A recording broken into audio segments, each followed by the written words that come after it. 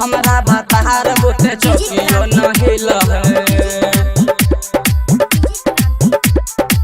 हमरा भतार बुते चौकियो न हिल है। Recording by SR studio Ludhiana. यार वाला मजा सखी सही से न मिल है। यार वाला मजा सखी यार वाला मजा सखी सही से न मिल है। यार वाला मजा सखी सही से न मिल है। हमरा भतार बुते चौकियो न हिल है। हमरा भतार बुते चौकियो न हिल है। यार वाला मजा सखी सही से न मिल है। यार वाला मजा सखी सही से न मिल है। हमरा भतार बुते चौकियो न हिल है। हमरा भतार बुते चौकियो न हिल है। हमरा भतार बुते चौकियो न हिल है। हमरा भतार बुते चौकियो न हिल है।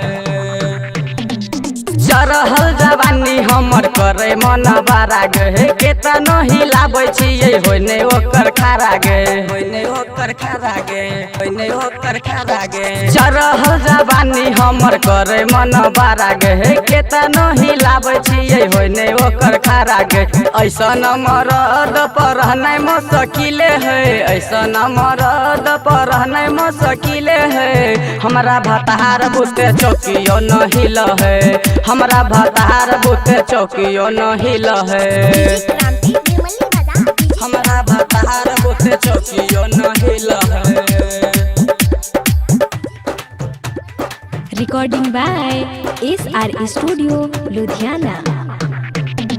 शादी के सखी सुने जरा लैका पार गए। एकरा से निक रहे अजित अर्जुन यार गए। अजित अर्जुन यार गए। अजित अर्जुन यार गए। शादी के सखी सुने जरा लैका पार गए। एकरा से निक रहे जेके आजाद यार गए। गायक रोशनिया के कहबो न मिल है। गायक रोशनिया के कहबो न मिल है। हमरा भतार बुते चौकियो न हिल है। हमरा भतार बुते चौकियो न हिल है।